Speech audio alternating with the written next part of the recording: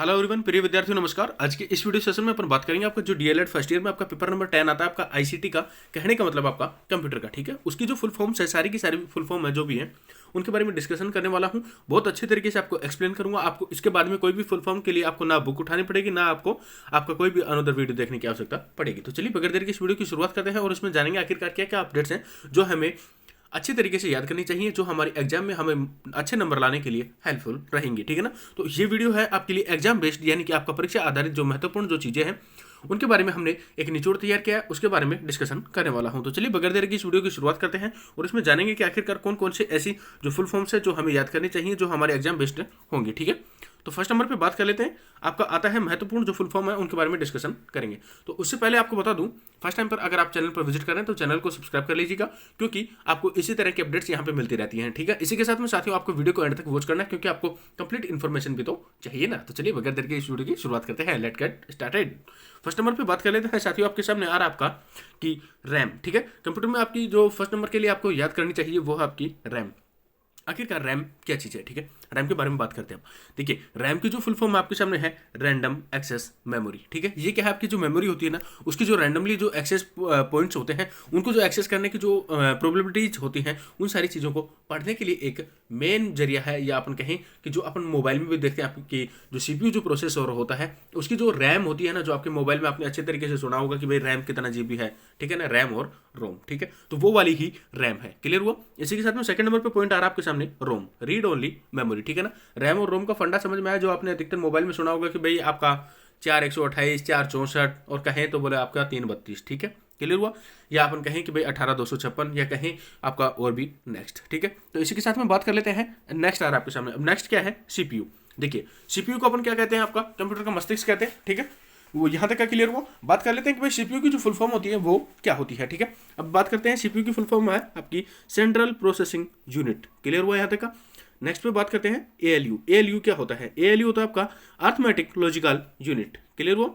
Next आ रहा है आपके सामने डब्ल्यू, ठीक है। ये होता क्या है, देखिए साथियों, इसके बारे में आपको बता दूं। आप किसी भी वेबसाइट पर जाकर कहीं पर भी सर्च करते हैं तो उससे पहले आपके सामने आता है, जैसे मान लीजिए आप किसी भी चीज़ को सर्च करते हैं, या आपने कहीं भी अपने आसपास में देखा होगा, जैसे www 3 बार डब्ल्यू आता है, उसके बाद में किसी का भी जो भी वेबसाइट होता है उसके बाद में .com, ठीक है। आपने अच्छे तरीके से देखा होगा ना, हाँ वही फंडामेंटल है, ठीक है। उसकी फुल फॉर्म होती है आपकी वर्ल्ड वाइड वेब। क्लियर हुआ। इसी के साथ में नेक्स्ट आ रहा है आपके सामने लैन। आखिरकार लैन की फुल फॉर्म क्या होती है, वो होती है आपकी लोकल एरिया नेटवर्क। क्लियर हुआ यहाँ तक का। मुझे उम्मीद है साथियों आपके सामने कि रैम, रोम, सीपीयू, एएलयू, डब्ल्यू और आपकी लैन, ठीक है, ये सारी फुल फॉर्म कंप्लीट हो चुकी होंगी।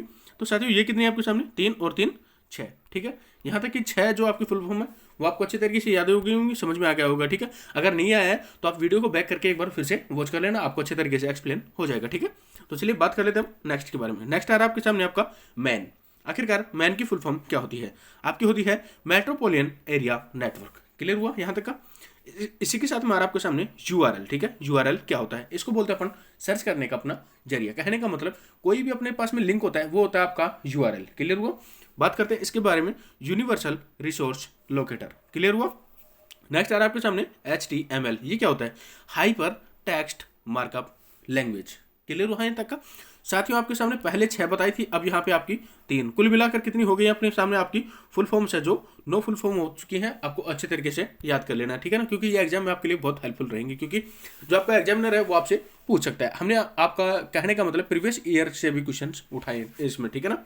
तो चलिए अब बात कर लेते हैं नेक्स्ट के बारे में। नेक्स्ट क्या है, डोज। डोज की फुल फॉर्म क्या होती है, आपके सामने है DOS, ठीक है। डोज की फुल फॉर्म होती है आपकी डिस्क ऑपरेटिंग सिस्टम। क्लियर हुआ यहाँ तक का।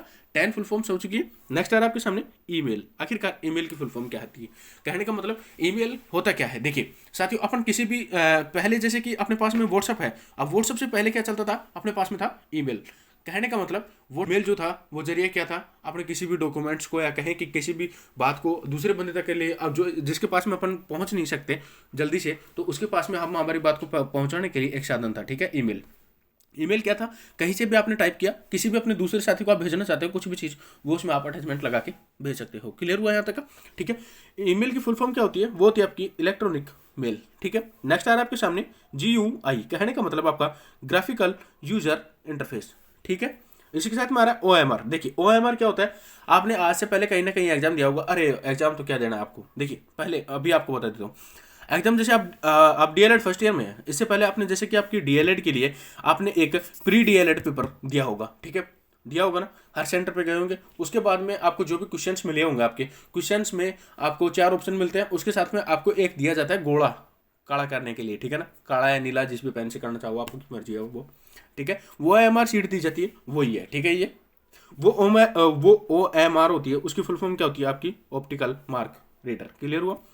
इसी के साथ में आ रहा है आपको सामने नेक्स्ट B2B। कहने का मतलब B2B की फुल फॉर्म क्या होती है, वो होती है आपकी बिजनेस टू बिजनेस। कहने का मतलब व्यापार से व्यापार। अब देखिए ये समझाता हूँ कैसे। जैसे मान लीजिए कोई बिजनेस करता है एक पर्सन, और उसी के साथ में दूसरा पर्सन जो आपका बिजनेस करता है, उन दोनों के बीच में जो भी उनका कन्वर्सेशन या आपने कहें कि कुछ भी जो काम होता है, तो वो क्या होता है, बिजनेस से बिजनेस, एक से साथ में, एक बिजनेस से दूसरे बिजनेस के साथ में। क्लियर हुआ। इसी के साथ में आ रहा है B2C। कहने का मतलब बिजनेस टू कंज्यूमर, ठीक है। वो क्या होता है, व्यापार से उपभोक्ता। कहने का मतलब फैक्ट्री में जो माल बनता है, उसका जो भी आपका जो इंस्ट्रूमेंटल्स या अपन कहें कि ICT से रिलेटेड होता है, ठीक है, उसके अलावा जो भी टेक्नोलॉजीज की जो नई नई अपडेट्स होती हैं, वो कस्टमर तक के लिए पहुंचती हैं, वो क्या होता है आपका व्यापार से उपभोक्ता तक, ठीक है ना।